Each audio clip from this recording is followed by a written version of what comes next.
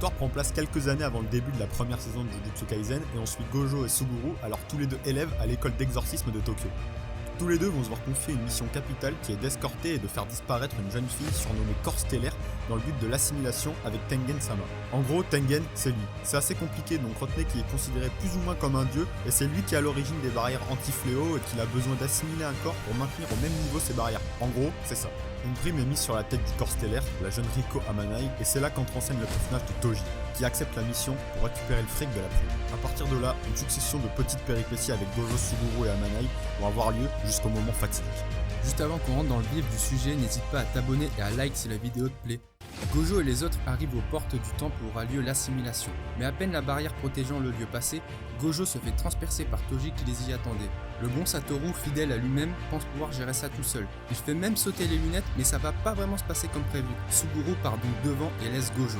Petit flashback de Toji qui avait déjà rencontré Gojo quand ce dernier était enfant et à l'époque il avait ressenti quelque chose de bizarre en le regardant. Retour au combat, et Toji prend déjà l'avantage à cause de sa particularité. Toji ne possède pas d'énergie occulte depuis sa naissance, donc impossible pour Satoru de le suivre, même à l'instinct. Il galère car Toji est bien trop rapide.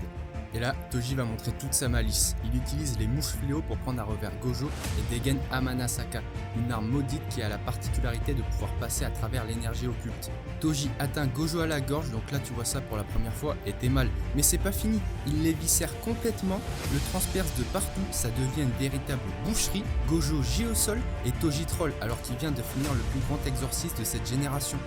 Côté Suguru maintenant. Suguru fait part à Amanai de la promesse qu'il s'était faite avec Gojo qui était de protéger le corps stellaire si celui-ci, le moment venu, ne voulait pas faire l'assimilation, quitte à devenir l'ennemi de Tengen et le tout dans une scène bourrée de classe. Ça vous donne le niveau du duo. Après ça, Amanai fond en larmes et avoue à Suguru qu'elle veut vivre. Elle a compris en passant ses derniers jours avec lui et Gojo ce qu'était vraiment la liberté et l'amour pour autrui, alors qu'elle était résignée à faire l'assimilation et pensait que ça ne lui ferait rien de quitter ses proches.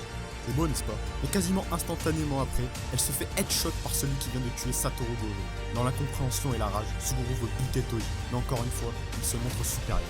Il démontre encore une fois toute son ingéniosité en camouflant le fléau qui transporte ses armes dans son corps et en trouvant l'entrée du lieu de l'assimilation juste grâce à ses sens. Toji les a tous terminés, lui qui ne possède aucun sort et ça dans un plan réalisé de main de maître. Très grosse masterclass proposée ici.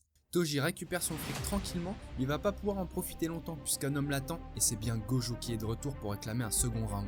Pour la première fois, on voit que Toji est surpris. En fait, si Gojo est toujours en vie, c'est grâce à un sort d'inversion généré par l'éveil du sixième œil dont il a hérité, ce qui lui a permis de se régénérer. Toji se reprend vite et se lance dans le fight face à un Gojo qui semble complètement en transe. Il nous gratifiera même d'une magnifique punchline qui est en fait une ref au bouddhisme déjà utilisé pour Sukuna dans le passé. Sur la terre comme dans le ciel, je suis le seul qui mérite d'être vénéré. Toji connaît très bien les pouvoirs de Gojo à ce détail près. Un sort que très peu de gens connaissent même au sein du clan Gojo, le Holo Purple. Derrière la poussière soulevée par l'attaque de Gojo apparaît Toji, atteint par cette puissance dévastatrice. Alors que ses principes le poussent à ne pas bosser gratuitement, il a tenu à s'opposer à Gojo, et plus largement à travers lui, au monde de l'exorcisme, qu'il a rejeté à cause de sa nature. Son désir de s'affirmer l'a mené à la mort, le jour où pour la première fois, il est allé contre ses principes.